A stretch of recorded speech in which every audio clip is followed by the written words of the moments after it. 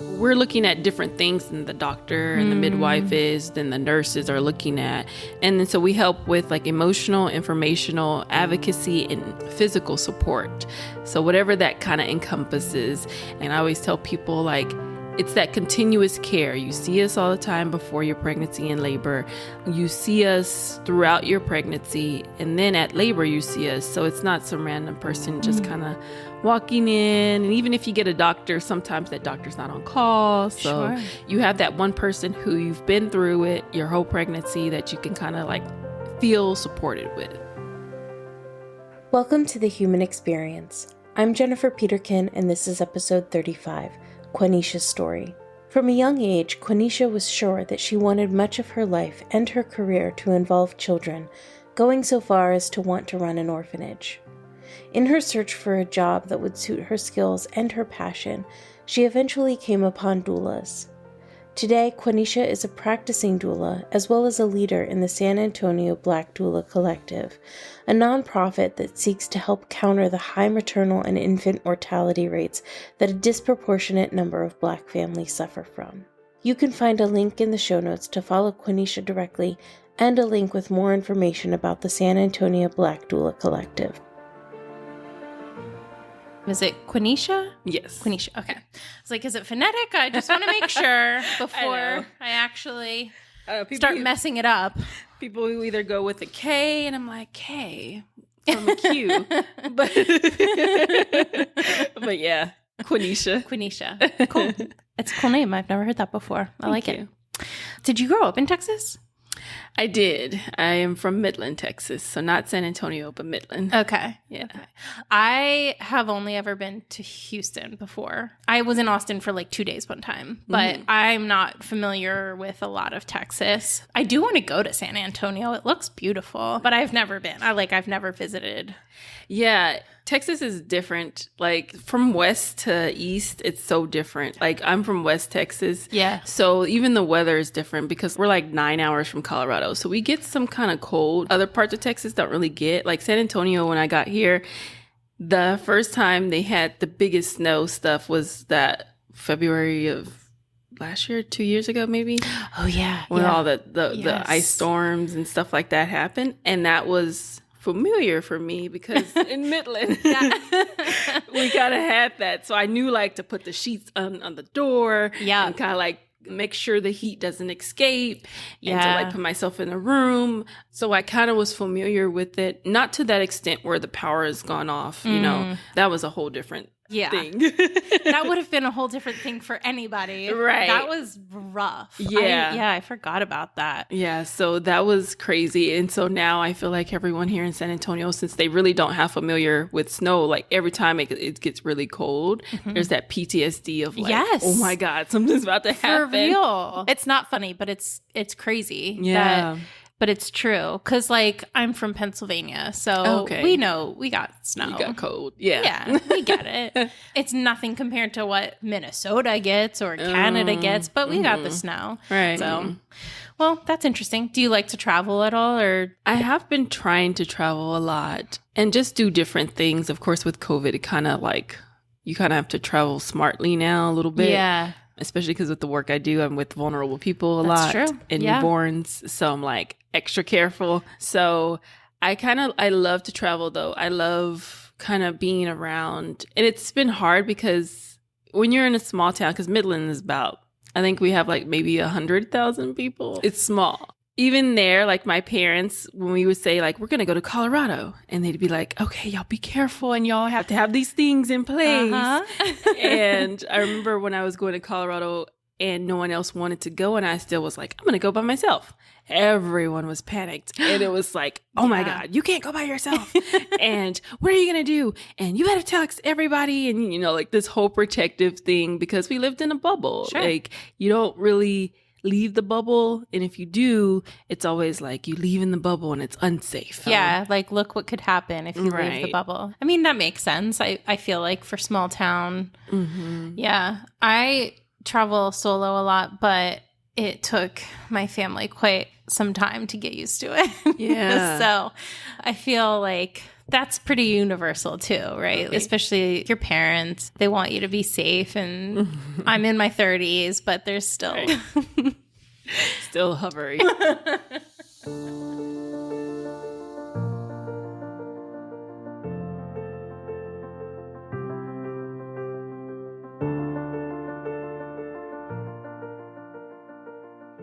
So you are a doula. Mm-hmm.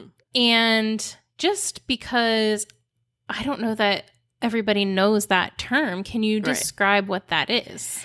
So there's different types of doulas. Probably the most well-known is like a birth doula. Mm-hmm. So those are the ones that you see that are in the hospitals and the birthing centers or like home birthing. And so basically we are a group of professionals who are in reproductive. So you'll see sometimes abortion doulas, you'll see adoption, surrogacy, things that would be, I guess, transitional in reproductive. And then so we help with like emotional, informational, advocacy, and physical support. So whatever that kind of encompasses. And it's a lot different than like, oh, you're a midwife. And that's the term we get, akin to, which is not different, but they just do more of the medical side. Okay. And we focus more on the person and getting that personable thing. And I always tell people like, it's that continuous care. You see us all the time before your pregnancy and labor.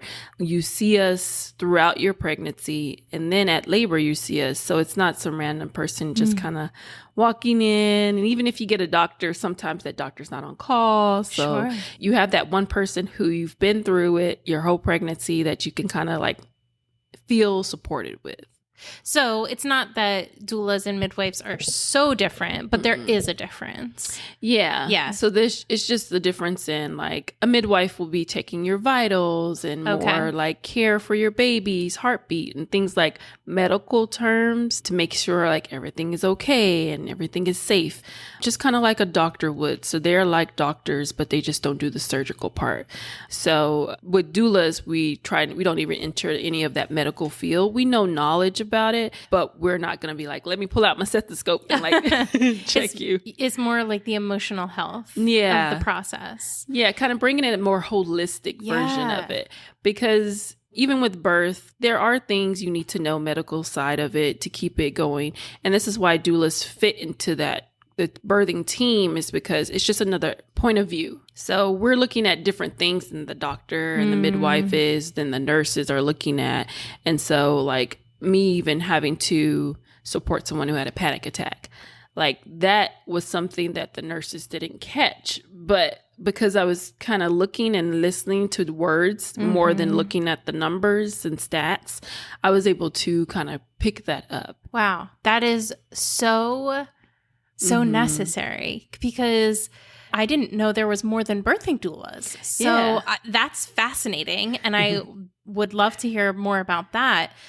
But as far as in my frame of reference, knowing the birthing doula, I imagine there's a lot of trauma that can be associated with pregnancy and giving birth. And we don't often talk about that unless something went extremely wrong, but just the trauma that your body goes through. And I know very limited about this, but just from that point of view, I can see how important having somebody that's attuned to your emotional health and your holistic health would be. So that's beautiful. I love that. Well, thank you.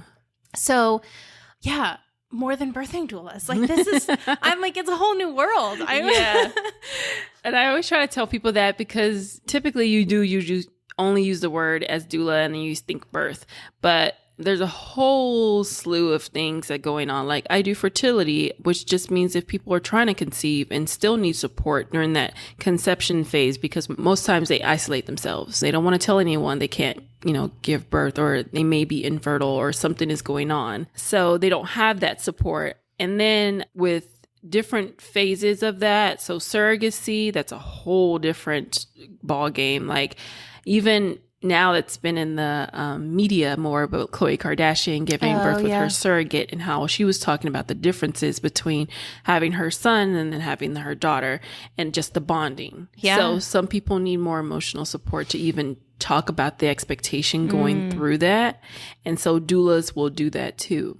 And then postpartum, you have postpartum doulas. You also have end of life doulas. So doulas who also work with people who are kind of like hospice, but they provide a bit more personable support.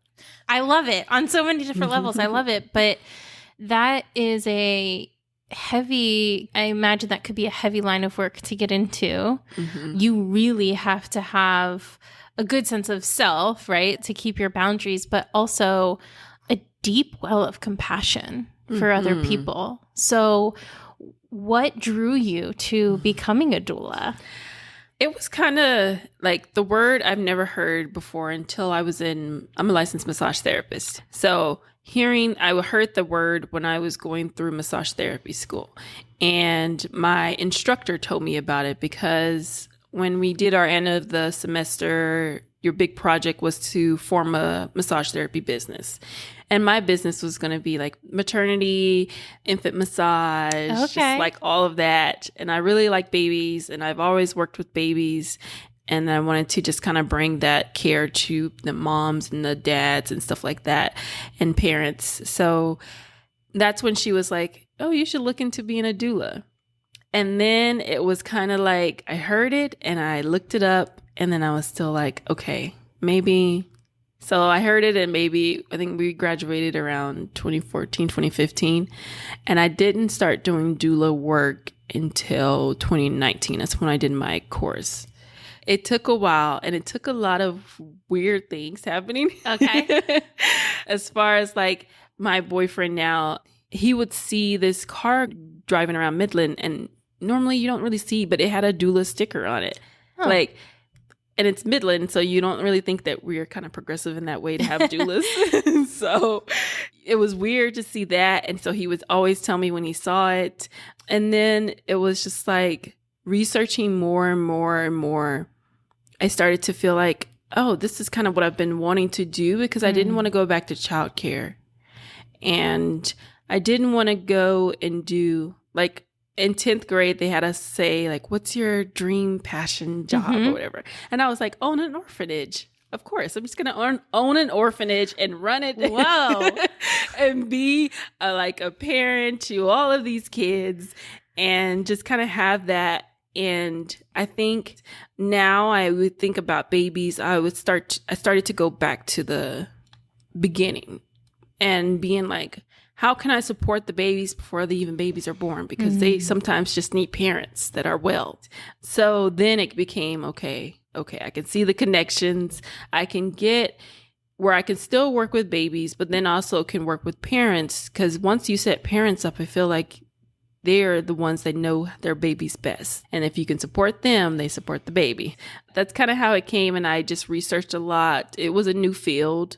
It's new in the sense of just now becoming a career, but it's always been there. It's just in different terms. People have had doulas throughout the ages, but just different terms. I mean, I kind of thought it was an older word, like it had been around, but I know recently it's been more popular. But I think that probably goes to our more recent acknowledgement of the importance of holistic care. And I love what you said about, like, if you support the parents, they'll support the baby. I think that's such an important piece that we miss in parental everything, but especially leading up to having a child.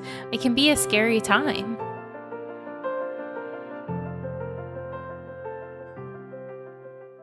So I'm going to go back because owning an orphanage, I mean, talk about a well of compassion. Where did that come from? Honestly, I think it's because even I was a weird kid that liked babies as far as like wanting to take care. I had dolls. I didn't really have Barbie dolls. I had like the baby dolls.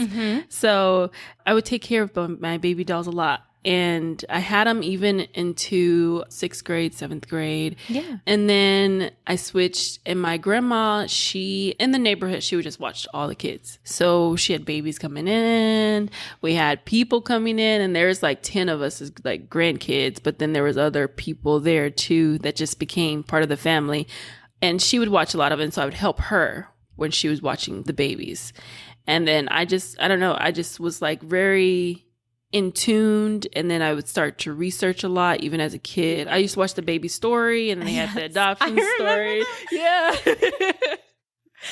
So they had that. And I used to watch Adoption Story a whole lot, like all the episodes that would come on, and I'd be like, oh my God, adoption is so great. And now I know more about it and the different, facets. And so I was like, if I can just have a space, and I think I would watch like overseas, them having like orphanage, and then them just needing people to hold babies. I think when I moved here, what was weird is that San Antonio sometimes has a high drug use problem. So some babies come out on drugs or, withdraw. When I came here, there was a post that posted on Facebook about a hospital wanting just volunteers to hold babies who are going through withdrawal. And I think that was another thing in my head. I was like, oh my God, there are people here and then people overseas who just need people to help babies. And so then I'm like, I will be that person to help the babies. I volunteer. I was like, I don't know how I'm going to do it, but I wanted to own an orphanage. And then when I found out, because orphanages kind of phased out into more of like group homes and things like that, I started researching more. And my parents worked at, there are areas where you take people who have like mental disabilities, and they worked with them. Both my mom and dad worked in the house. Like my mom worked in the house, so she would cook for them, clean for them. And like she was there the whole time. And then when she leaves, my dad would come. And then he switched to working more with them as like the career counselor thing like that. So they were into it too. So I think it was like our whole family was it was like a legacy of care. Yeah. Like we've always been the people who just cared for people. That is quite a legacy to carry. The level at which you're caring for people is higher than most people will see in their day-to-day lives, right? And that's not to say anything on the morality of it other than to say it's a lot. It's a lot to carry other people's stuff, right? It is. It's a lot to do. So it's a big responsibility. It is. And I think that's why we have people who are like, okay, as a doula, how many births have you been? And that's like the number they try to go to, like to figure out your experience. And it's hard because I try to educate them and say like, doulas don't take as many births or people as they normally would. Like a doctor would probably take 10, 15 people a month, around the same due date, because they kind of come in and out, and it's very... Right. You have to be there that day. Yeah. And that's pretty much it. Yeah. So like it's a lot. And then dealing with the emotional part beforehand. I think at most doulas probably will take 4 or 5 clients. There are doulas who take maybe 6 and that's kind of pushing it. But 4 or 5 a month is probably the goal, even 3, to kind of get that sweet spot of not having to be able to take care of yourself and then take care of others. Yeah. Because it is an important component, right? Self-care. If you're not taking care of yourself eventually, you're not going to last that long in taking care of others. So when do you start with somebody as a doula? Like at what stage of the process do you normally start with them? It depends. So I always tell them the earlier the better, but typically we get them second trimester. Sometimes I've gotten people in their first trimester because I've worked with fertility. So I kind of have an understanding of that, especially like if people have had IVF or IUI, they will sometimes sign up quicker because they need more support. And especially that first trimester when you're like, not telling anybody, but need somebody to talk to. Yeah. Super anxious if you've had loss before, all of that. So sometimes first trimester, most times it's second trimester. And very rarely, we do get cases with like, they're going to get birth in a month. And sometimes they'll come in and we have to kind of make sure that we can get these things in place before the hand. It's a bit of a rush towards the end. Yeah, I imagine there's people that don't really think of it necessarily until it's coming to the end. And then they're like, oh my gosh, I need this support. and then you come into the picture, which I'm assuming you are happy to do at that point. It's not like a necessity that they sign up earlier, Right. correct? Right. As long as you are free and available to do it. Yeah. So if we haven't booked anybody, and sometimes that's what happens is even when you're like, my May was supposed to be pretty packed. And then my June was supposed to be the relaxing one. Oh, no. But. And then last week I had 2 births. Oh, wow. And then a couple weeks before that I had another birth. So it's hard to gauge sometimes, of course, because babies come when they come. And so when you do get last minute people, sometimes it is a little bit easier to grip them in because you're like, okay, I've already had these clients who already have given birth, so I may have a little bit of opening. But yeah, I love the sweet spot of the second trimester. Yeah. It's not time yet. You're not Right. rushing or waiting, but you're past the first trimester. So, Right. yeah. So you went from orphanage to massage therapist? Is that what was the trajectory there? It went from orphanage to because then when I was there, no one really guided me to be like, how do you open an orphanage? 'Cause I'm Right. sure they just didn't know. Right. Like, we've never met anybody like this before. It's like going to the career counselors, like, I'm in an orphanage. And they're like, okay, Sure you are. let's bring you back down to reality.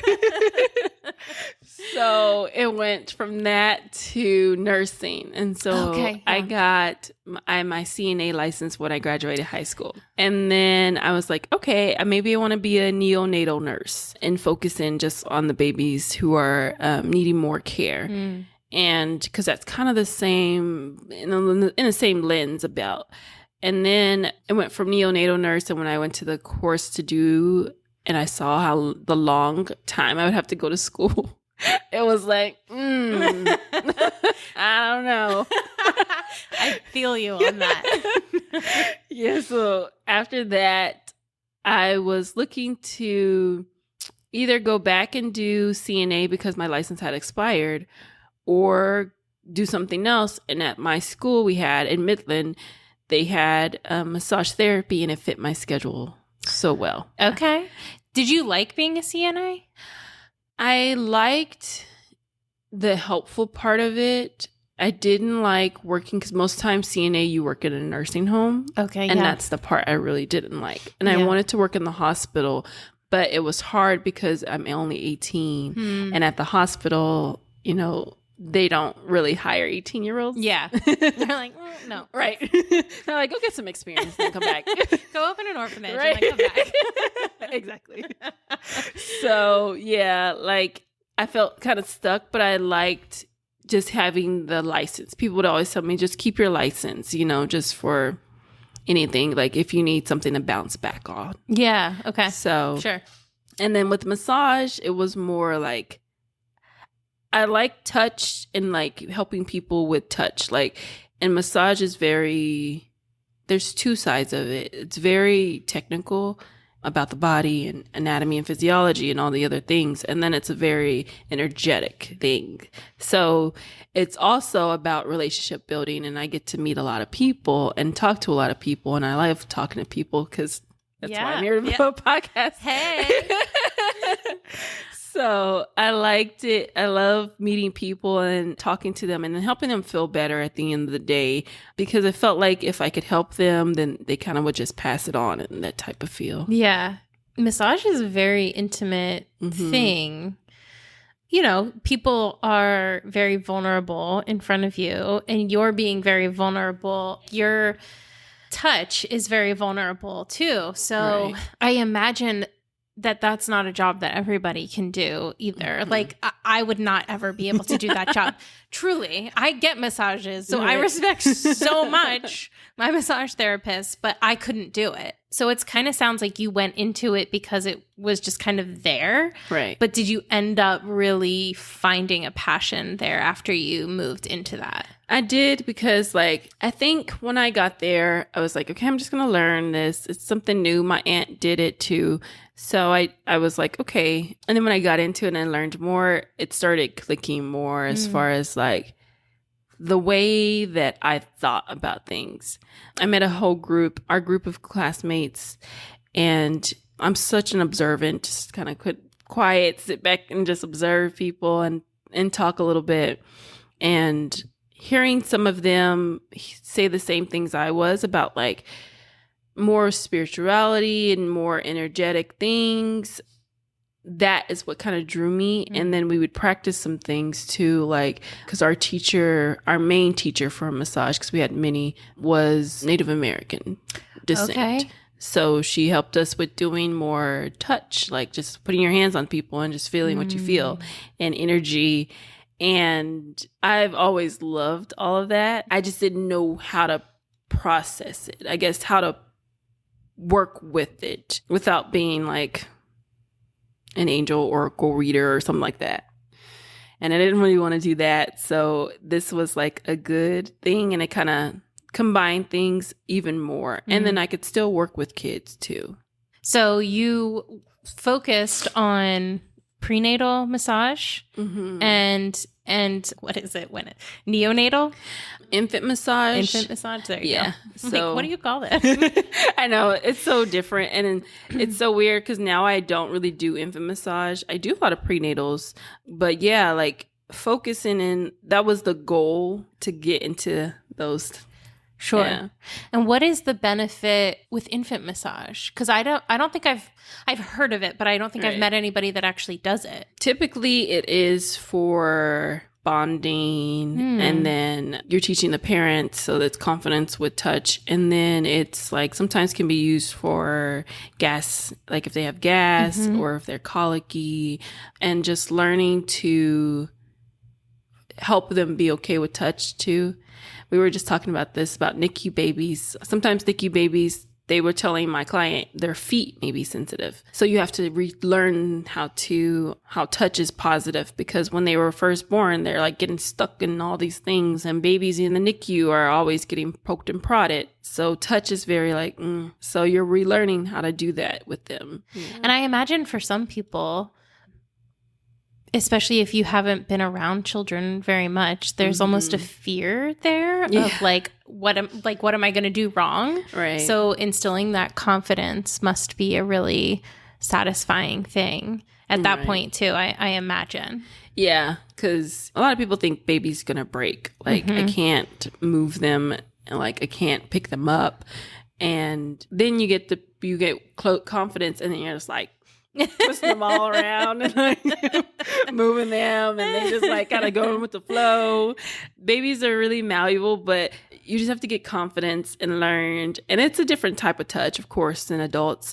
But I think once you learn it, you kind of instill that. And then once they start getting used to touch and used to holding, and usually it's the parents getting used to it, because babies, normally, they love touch. They love being around people. It's the adults that have problems with touch. So it's like trying to teach parents like intimacy and like touch in different ways that doesn't have to be, intimacy as far as, relationship. Right. Like it's a much broader word. Yeah. Yeah. I think that's something we as human beings could stand to learn. Just in general. Right. Do you think that this kind of passion, I mean, obviously I know you wanted the orphanage, so that was already there, but holding the babies in the hospital, do you think that shifted your passion a little bit into a more like, even a more vulnerable place, just seeing how fragile life can be within the context of that situation? Yeah, because I think I used to think, like, you'd see everybody getting pregnant and giving birth, and like it would just be like this normal thing, and somebody else was pregnant and somebody else is pregnant. And so you don't realize how the fates have to kind of combine to kind of get pregnant. And because like learning in fertility doula that you only have like 6 days a month to get pregnant, like the fertile days, that's not a lot. No. So then that, into just having to make sure the egg quality, and then going down to see if the baby, the fetus or the baby will be able to survive that whole thing, being pregnant and you can't see, you very much have to rely on hope throughout this whole process. Like, I hope my baby's doing good. I hope I'm doing good. Mm. And so you can do those checks in between, but most times you don't have a ultrasound strapped to your belly at all times. It's so interesting. It has to be, because obviously it's one of the most natural things that you can ever do. But on the other hand, it is one of the scariest and most fragile things that you could ever do. Right. And our maternal mortality rates here in the United States have been extremely horrible. And I think it's been weird to be in this position of, it feels like when you're a doula, you're in the transition period of life and death, like a lot life and death. And that's why I think a doulas can do end of life, is because we're kind of in that crux anyway. And then when you see light of life, it does make you feel like, oh my God, like this is so amazing. Like, this is a miracle as far as like everything is concerned, that everything lined up perfectly. And that even if there were risk and things, that you had team, like, that's why there's sometimes with doctors and doulas, there can be tension, because with the medical system here, sometimes they're not as, I guess, they're not as caring. I feel like they are, but they don't have time. Sure. They have a checklist that they have to get done. And your checklist is very much focused on something completely different. Right. And so sometimes there can be a friction between doulas and doctors, and just too, because egos too, but that's a whole different story. Just drop that little spice in there. But yeah, so learning that this whole thing is set up perfectly, and sometimes not perfectly, it's just people are ready for everything, and you have to be prepared for everything during labor. You know, there's the blink of an eye. Sometimes it can feel like something shifts, like really shifts, and you don't know what's going on, but then baby heart drops or mom heart drops. And so then you have to, like, everyone's like figuring things out. And then as a doula, you're worried about the medical things, yes, but then you're looking at the parent to be like, are you okay? Yeah. Do you understand what's going on? Because sometimes you don't. You just see everybody rushing around you, and then trying to get them into a better headspace so that even with challenges, they can still feel not quite as traumatized through things that happen. I mean, it's a huge job. And with you describing it, it sounds so necessary. And I believe it is, but there's so much lack then, right? There's such a gap for so many people. And of course, there always will be, as long as access is an issue for people. But I know that you have a passion about the maternal mortality rate. So I would love for you to talk about that in whatever way you feel comfortable or led to talk about it. We have seen lately, and I think we've known as doulas, it's just now having the stats to prove it, that the maternity care here in the United States is lacking and missing a lot of things. And with their checklists comes a lot of things that they don't see, or they don't take as seriously because it doesn't follow a process that they're used to. And they leave very few room for flexibility and, I guess, acknowledgement of things that could occur, or just learning about people. Like, even textbooks that they learn with are sometimes racial or racist in a sense, with how much pain to give or how much pain someone goes through. Is like, they will say, like, Black women don't have as much pain as white women, so then you don't treat them for pain management as much as you would treat someone else. That's horrifying. Yeah. So I think with that, and just the whole the medical system of like when you have insurance, and then if you don't have insurance, you get treated a different way. You get missed a lot. They don't really want to help. Or if they do help, they're very short. It's like, okay, we're going to get you in and out. We know you don't have insurance. And so there's a bit of a lack. And I think that doctors and the whole medical system are trying to figure it out. And they are trying because they're now seeing the stats, but they didn't used to have to put statistics on it. They didn't used to have to, there was no records of it until lately. And Texas barely started putting theirs together too. So what drove that? Why now are these statistics coming out? Is it the public cares more about it? Or there's a conversation? I think so. It was just a lot of it brought to the light. Like even with midwives, a lot of midwives did a lot of work with bringing things to the light and bringing things about like there's midwives who will not step foot in the hospital. And it's just like they were bringing that to the forefront to tell them that something is wrong. And then it's just a lot of people started caring about it. A lot of people started hearing about it. And then when you actually see the stats, it was astounding for everyone when they saw that in the list of all the developed countries, United States is at like close to the bottom. And then it was like, something is wrong. Yeah. That's a hard pill to swallow. Yeah. I mean, I know. But it still sucks. Yeah. I imagine like right up front, the very basics of giving birth, there's danger in that. But I feel like the aftermath of it is also so important and so overlooked, especially from a mental health perspective. And there's very, very little support there as well. And even like understanding how to recognize things that are happening to you. And my knowledge, like I said, of this is very limited. I am not in that space. I've never given birth. But these are the things that I've heard even from where I'm standing. Right. So I imagine you have a lot more that you could say about that kind of thing as well. Postpartum is, we see so many of the mortality happening sometimes in postpartum. And it's that first year after giving birth, during that first year.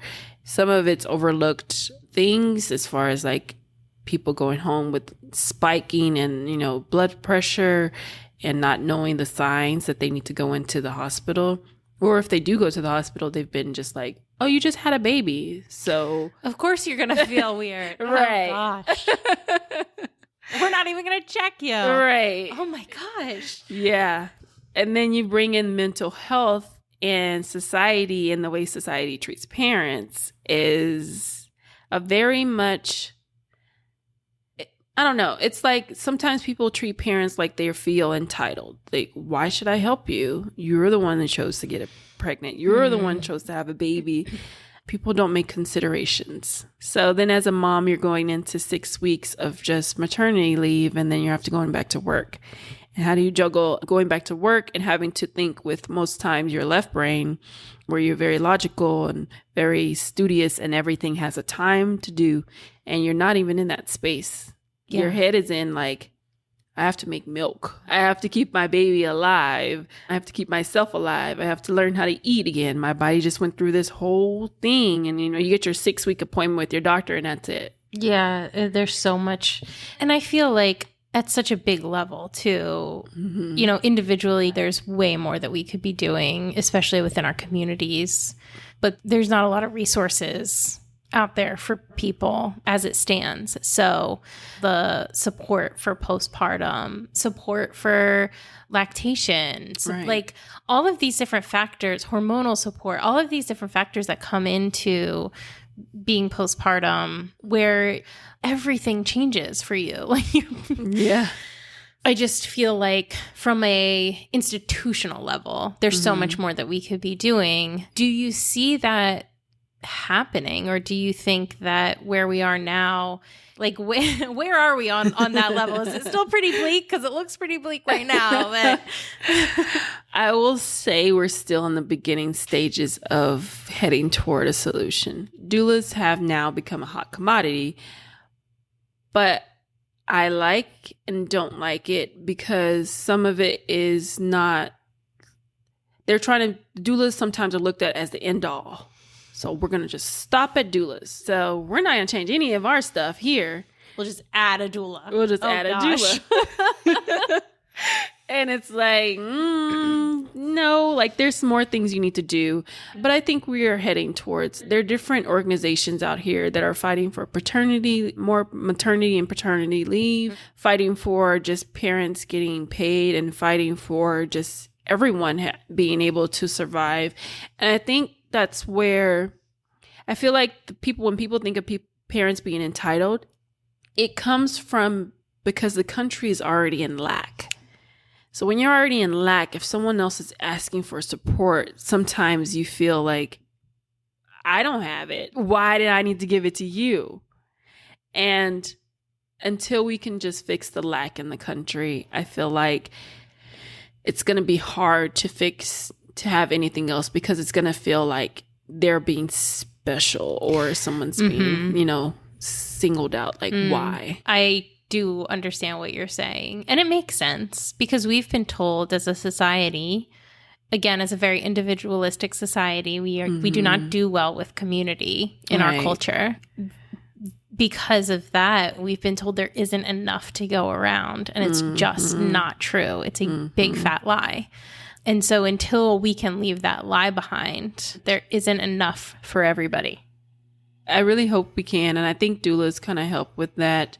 And knowing that I try to create communities, and that's what our nonprofit, when we talk about that, our nonprofit, of course, is the San Antonio Black Doula Collective. So we do focus on the maternity rates, who's being affected the most, which right now it's like Black women. And so we have that focus, but then we still focus in on like, how can we build a community in San Antonio or where we are now so that people start to help each other out. So we just had our community baby shower, and that was nice to see that people we were like, if you have old clothes, old pregnancy stuff, donate them. And so people came with we had like a baby boutique where it was just like lots of stuff where people just felt good to donate it. Some people want to do this stuff, but don't know where to start.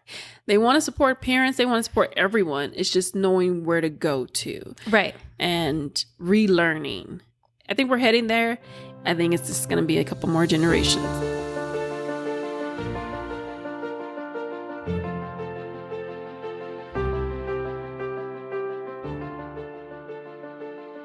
Doulas don't really we're not certifying. There's no really body that's over doulas right now. Doulas are just kind of led by themselves. You can be trained or you can be untrained because there are doulas who just have been, that's what their family did. Like you just were in the room. They've been there for their whole community. That's just what they do. Sure. And so we started here in Texas, the Texas Doula Association too. And being on the other side and being like in the lobbying legislation part of it, we did a lot. And I think being even on that side, I was just like, whoa. That's actually really intense. So you were a part of putting that together? Mm-hmm. That's a lot. When did that form? This year. Wow. Yeah. Oh my gosh. Like we were invited to go to the Texas Doula Summit in December. I couldn't go, so I had two of from the nonprofit go, two of the speakers, which is Deanna and Asia, and they both went. And then when they went, they were like, something's about to happen. Okay. And so we peeped some things, and we were like, okay, so we need to all get together as doulas and start to basically protect the profession and also start to advocate again. So literally in January, a group of us who was at the summit, and then more people just started coming on, where there was 5 of us who were actually the one doing a lot of stuff. And so we made sure we met with the representative, and then they were like, you need to file a nonprofit and all this stuff. And so we were head to the ground, did a lot of work, got a nonprofit status, worked with another representative to do a doula bill to get doulas covered in Medicaid in Texas.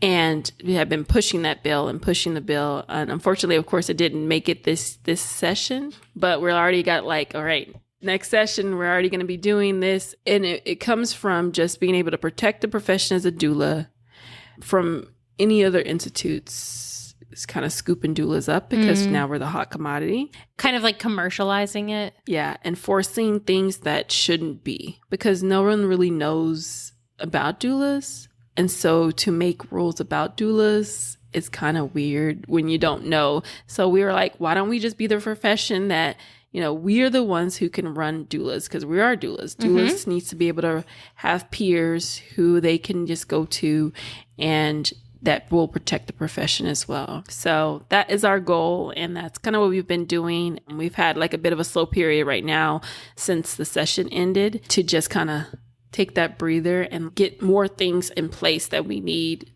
to actually do it next session. And so what is this called? The Texas Doula Association. Texas Doula Association. And so you filed a 501c3 for that, but you have another nonprofit. Yes. What's the other nonprofit? The San Antonio Black Doula Collective.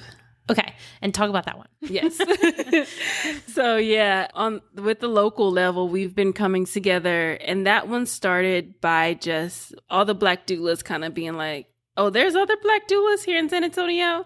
So then we need to get together, and then we need to serve, because a lot of the parents were looking, like, especially a lot of Black families, they're looking for Black doulas, but they didn't know where to go. So we're like, well, let's just be that directory the website that they can go to. And then we did it in a more formal spot so that we can start to make more changes here. And we've had been a bit of a success doing it here in San Antonio, as far as like getting their names out there. That's great. Working with the city. So we were just invited to the Black Maternal Health event that was a month or two ago. And that was by the city of San Antonio, the public health. So they've been very inclusive with us and just very like, where have you been? Basically. So we've just been like, okay. And now they're like, okay, we're going to send you this and this. And so it's very good to kind of work within the community and know that San Antonio is trying to change where they can. And even hospitals have reached out to us too. And we've been, we have talks to them about what they need to do. And so right now I feel like San Antonio has been very open, and they haven't been as close as I've seen other hospitals and I've seen other doulas say in other states and cities. So we're really hopeful for San Antonio to kind of just integrate doulas and then also integrate different practices too. I mean, that must be a really fulfilling feeling to know that like you can be hopeful about it, and you're not getting shut down at every turn. Right. And it's different because we went to Houston too, and Houston is very different. And you would think it's not too far away from here. Right. It's 2 hours away, and then Austin's in the middle, and Austin's, of course, very progressive. Austin is its own place. It is its own place.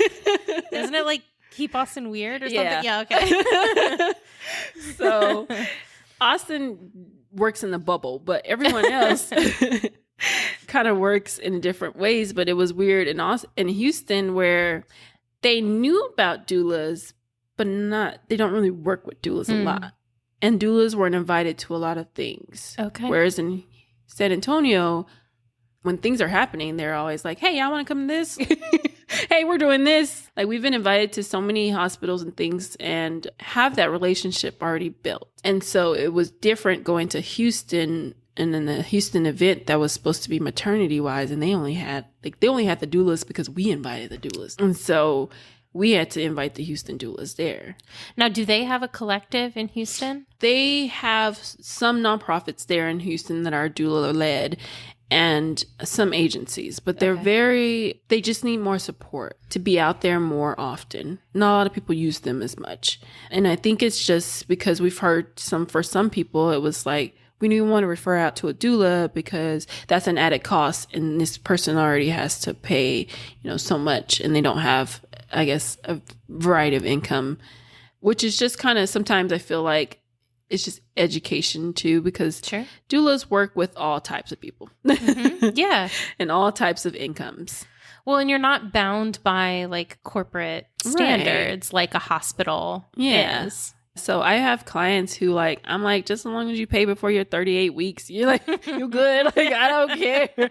Pay your 20% and then like, you know, pay as you can. Yeah. Because I know it's needed. And they're like, oh, so you'll start work with me even before? And I'm like, yeah, this is what we do. And it's a more community based. And it's not that we don't need to get paid. We do, but we're just, like you said, we don't have to be, we can be very lax and helpful and work with people with all different types of incomes because we're just entrepreneurs ourselves. So we make how much we charge. And then a lot of doulas do get stuck in the thing where they're like, do I do this for free? Do I do this for payment? And so it has been a balance to try to figure out, you're not trying to overcharge, but you do need to be paid a livable wage, and just how to do it and work with people. Yeah, it's one of those things I feel like it's such a noble cause, and people kind of assume sometimes that those should just be like given out for free. Right. Or like if you're trying to make a living off of it, that it's somehow not wrong, but like you're trying to get one over on people. And it's like, just because it's helpful and necessary for people doesn't mean that you shouldn't be able to live and pay your bills and live a comfortable life. So yeah, the disparity in that I don't really get. And I feel like that it's that way for a lot of different things. But because there's no umbrella for doulas, how do you get connected with each other? Is there kind of a unofficial network, or how do you know, you know, what each other's doing? Facebook groups, basically. Okay. Hey. I think we have been to some Facebook groups, and then it just became, you follow people on social media, so it's more organic as far as like connecting with people. And a lot of doulas, you do get some doulas who are, I guess, scarcity mindset in a bit, where they're just like, I want to stay in my own thing. I can't really help anybody else. I want to be in my own little bubble. But then you have doulas who've been like, I just want to be around other doulas, and I just want to talk to people like who's doing the same work as me. So there's basically just the Facebook groups, and then the people you've trained with, the organizations you train with, you typically kind of connect with those doulas too. Okay. Yeah, that makes sense. Yeah. So, I mean, we kind of mentioned before that you have to practice self-care in order to be able to care at this level for other people. So how do you practice self-care? What does that look like for you? I think it depends on the birth, of course. Like, I've had births last a couple hours, and then I've had births last days. So I think my pre-ritual a bit is like, once I know a client is like getting close and we have that due date kind of coming, I start to, of course, my schedule slows down. I start to make sure I have things in place that I need to do. Like, I try not to book any doctor's appointments around that time. And I try to make sure that I'm close to home or somewhere near, or if I'm going to be away somewhere, like even in Austin, it's not that far away, but I will text my backup doula and be like, hey, I'm going to Austin, you know, and things can change anytime. So let me know. Yeah. So I do that. And then when I get home from a birth, that's when I have to actually, like, it's a draining experience to be at a birth, because not only are you trying to do emotional work, then you're trying to tune into the environment around you to be able to advocate too. So it's very draining. I try to keep myself I probably go in my room, and my boyfriend, fiance, he has it set where it's like all the lights are off, the blinds are closed, and I'm just there, kind of just decompressing. Yeah. Yeah. And I make sure I eat and I sleep, and I kind of, where I just slow down. So I will cancel things. Good. That is self-care. Yeah. So it's harder when I had these two births, because they were basically back to back. One starting like Monday night, ended Tuesday, and then the other one was Wednesday. So those were kind of hard, but I got a chance to come home and sleep and do like a good 8 hours. But when I have those are kind of hard to bounce back from. So I have to have days, a little bit more of days to bounce back. And I'm still learning. So I have therapy too. So Always love some therapy. right. It's never a bad thing. I have therapy. I try to make sure I'm well aware of myself if I'm starting to be very grumpy, because I think that's kind of what comes from it, is when you're at these births, you're giving your everything. So when people afterwards, you become those people where you're like, and you asking me for another thing? I just did 2 births. Do not ask me for anything else. So I kind of, when I notice myself getting grumpy, I just kind of stay home and make sure I start to take care of myself. Good. Yeah. It's important to be aware of yourself in that way, right? And to know what your triggers are, where you start to like hit your limits, right? Mm-hmm. In any profession, that's important, but especially one where you're really giving a lot of your spending a lot of like your emotional currency. So. Right. And you turn off. Like I've noticed with doulas, your needs turn off and you have to focus in on someone else's needs. So yeah, that's hard. So what do you hope for like the future of you personally within, your practice, but also for just the community of doulas as well, or even bigger than that, the community of paternal, maternal, all of it?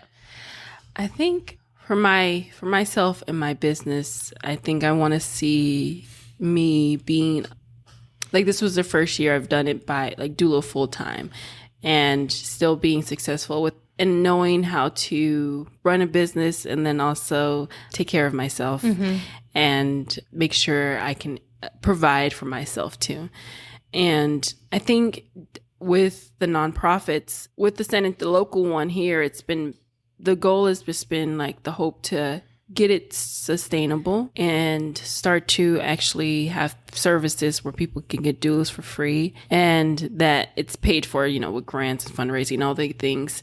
And once that gets stable and up and running, and it's been running great success and all the little kinks have been worked out, I feel like I probably will switch from doing that to being into the more of the broader Texas Doula Association. Okay.